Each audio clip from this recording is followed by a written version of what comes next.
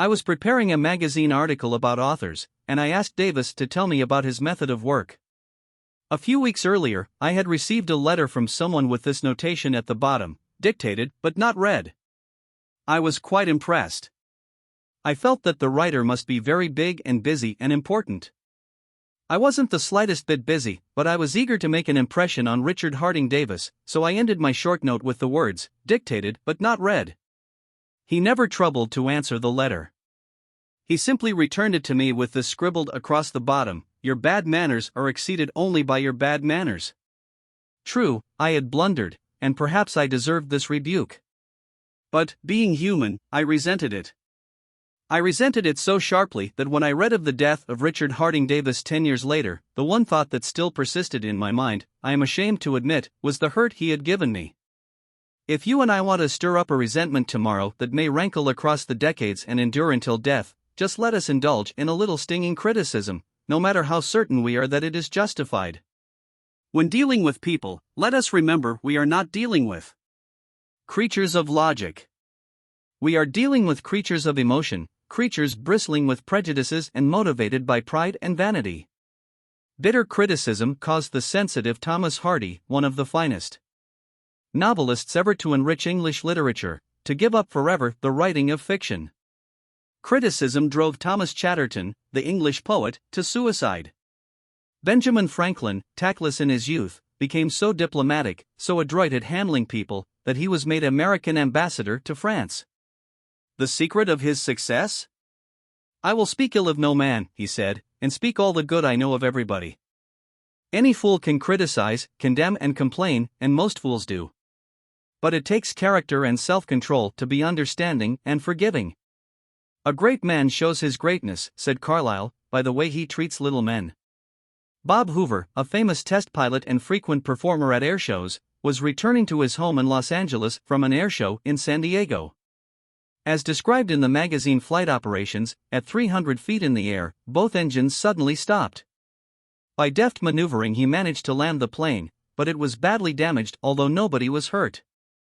Hoover's first act after the emergency landing was to inspect the aeroplane's fuel. Just as he suspected, the World War II propeller plane he had been flying had been fueled with jet fuel rather than gasoline. Upon returning to the airport, he asked to see the mechanic who had serviced his aeroplane. The young man was sick with the agony of his mistake. Tears streamed down his face as Hoover approached. He had just caused the loss of a very expensive plane and could have caused the loss of 3 lives as well. You can imagine Hoover's anger. One could anticipate the tongue-lashing that this proud and precise pilot would unleash for that carelessness. But Hoover didn't scold the mechanic, he didn't even criticize him. Instead, he put his big arm around the man's shoulder and said, "To show you I'm sure that you'll never do this again, I want you to service my F-51 tomorrow." Often parents are tempted to criticize their children. You would expect me to say don't. But I will not. I am merely going to say, before you criticize them, read one of the classics of American journalism, Father Forgets. It originally appeared as an editorial in the People's Home Journal. We are reprinting it here with the author's permission, as condensed in the Reader's Digest. Father Forgets is one of those little pieces which, dashed off in a moment of sincere feeling, strikes an echoing chord in so many readers as to become a perennial reprint favorite. Since its first appearance, Father Forgets has been reproduced, writes the author, W. Livingstone Learned, in hundreds of magazines and house organs, and in newspapers the country over. It has been reprinted almost as extensively in many foreign languages. I have given personal permission to thousands who wish to read it from school, church, and lecture platforms. It has been on the air on countless occasions and programmed. Oddly enough, college periodicals have used it, and high school magazines. Sometimes a little piece seems mysteriously to click. This one certainly did. Father Forgets. W. Livingston Larned.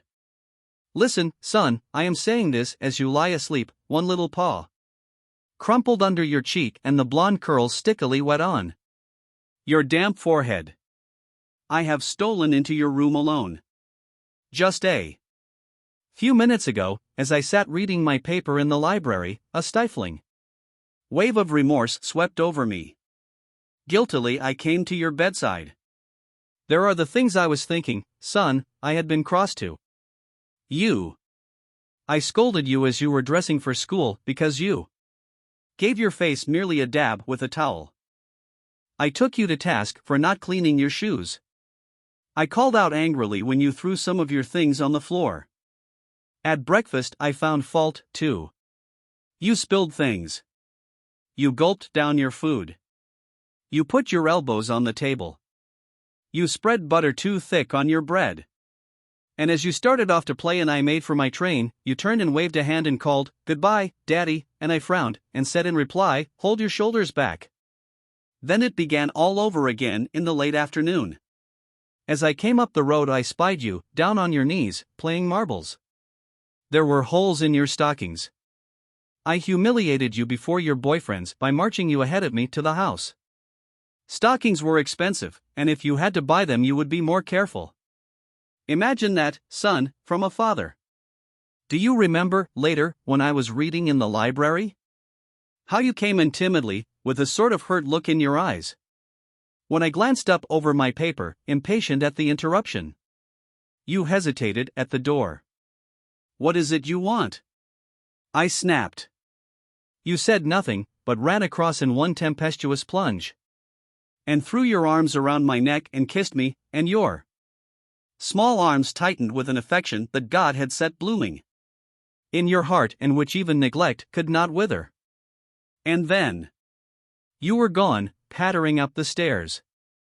Well, son, it was shortly afterwards that my paper slipped from my hands and a terrible sickening fear came over me. What has habit been doing to me? The habit of finding fault, of reprimanding, this was my reward to you for being a boy. It was not that I did not love you, it was that I expected too much of youth. I was measuring you by the yardstick of my own years. And there was so much that was good and fine and true in your character. The little heart of you was as big as the dawn itself over the wide hills. This was shown by your spontaneous impulse to rush in and kiss me good night. Nothing else matters tonight, son. I have come to your bedside in the darkness, and I have knelt there, ashamed.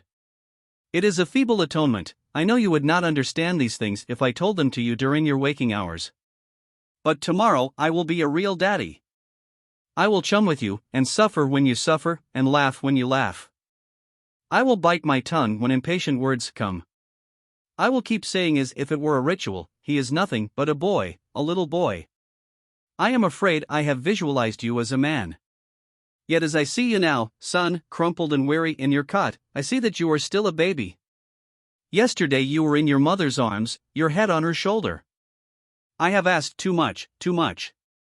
Instead of condemning people, let's try to understand them. Let's try to figure out why they do what they do. That's a lot more profitable and intriguing than criticism, and it breeds sympathy, tolerance, and kindness. To know all is to forgive all. As Dr. Johnson said, God himself, sir, does not propose to judge man until the end of his days. Why should you and I? Principle 1. Don't criticize, condemn or complain.